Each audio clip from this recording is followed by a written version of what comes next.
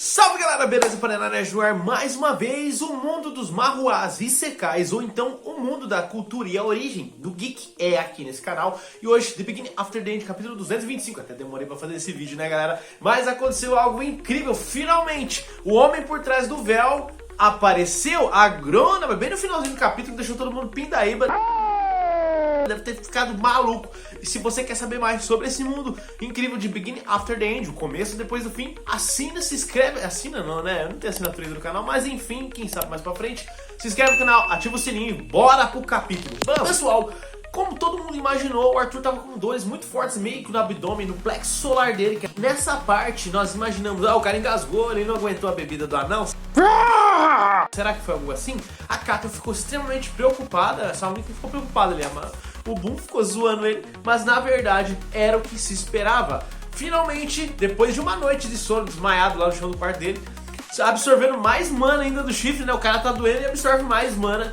É claro. Finalmente, o Arthur Levin conseguiu atingir o estágio branco do seu núcleo de mana. E o que isso muda pra ele? Bom, na verdade, muda como se fosse dar água pro vinho. Ele mesmo falou e testou dentro do seu quarto que ao criar várias esferas de vários tipos de instintos de magia, seja fogo, magma, fogo, terra, trovão, vento, gelo ali mesmo, foi algo bem mais rápido, bem mais simples de fazer. E vale lembrar vocês que quando o Arthur trabalha lutando com os elementos, como um mago em Dercatum, ou em Alacria também, trabalha com o seu núcleo de mana antes de chegar no estágio branco, nós sabemos que eles têm certas dificuldades de criar as coisas, as magias em si. Toda vez que o Arthur pensava numa magia, ele diz na novel, né, é mais assim, exemplificado, e no mangá também, que ele tem que pensar na forma, no tamanho, a velocidade com qual a magia vai ser atirada. Então é um controle muito distinto, muito grande, e por mais que você pense, não, então o cara tem um total controle da magia, mas quando ele atinge o estágio branco, fica quase que automático, quase como se fosse um roubo no jogo. E tipo assim, é por isso que o Arthur percebeu que todas as lanças que ele enfrentou, até o Wolfred, tinha uma grande manipulação, era muito mais rápido de manipular a mana, eles tinham um controle muito mais detalhado do que ele pudesse fazer. E outra, não é à toa que eles conseguem voar sem gastar muito mais mana. Então o Arthur, se ele não quiser, ele não precisa usar mais a Sylvie para estar voando, né? Mas é claro que ele vai continuar voando, porque é o vínculo dele. E por falar em Sylvie, ela chamou logo depois do Arthur sobre isso, porque como os dois estavam juntos absorvendo mana do Uto, ela conseguiu finalmente quebrar o selo que a Sylvia tinha deixado no corpo dela para que ela não atingisse a sua forma draconica, né? Na época, eu acredito que era pelo fato de os Alacrianos, né? Aquele guerreiro lá no passado que acabou ceifando a vida da Sylvia antes do Arthur ser teletransportado por aquele portal, levando a pedra da filha dela, não conseguir procurar ela, né?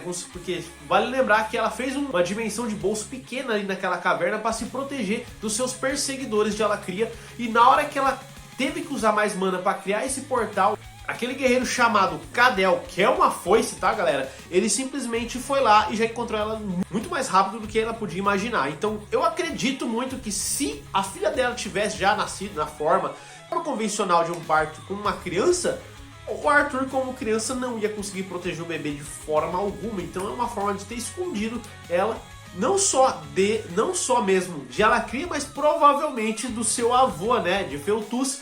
E tem um grande motivo por detrás disso que vocês vão ver lá na frente da história.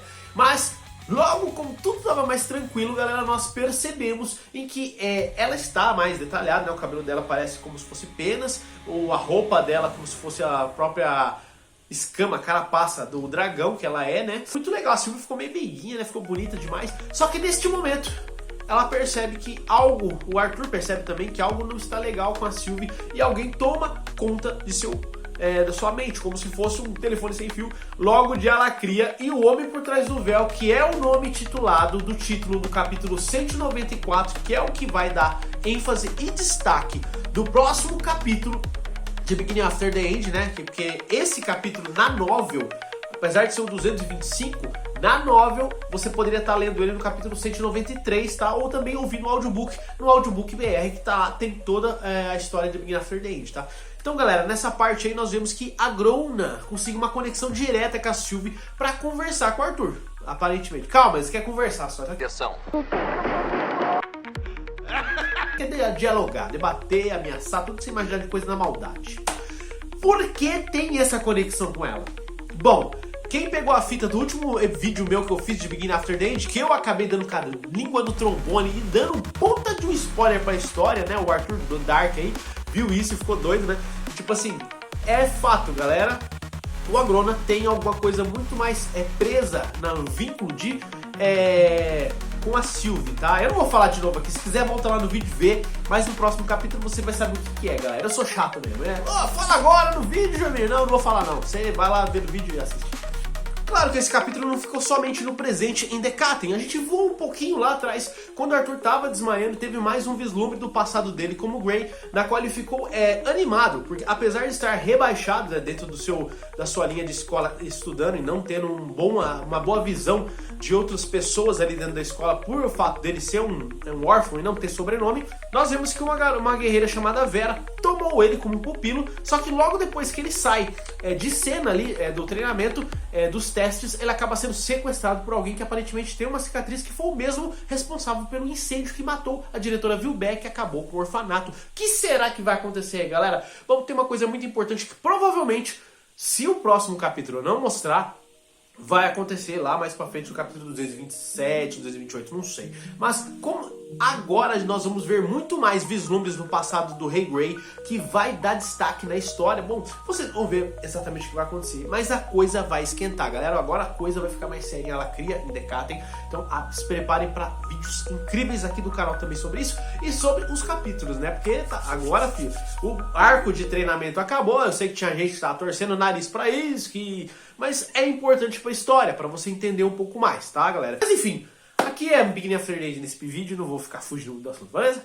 Forte abraço, fico com Deus, tamo junto até depois do fim.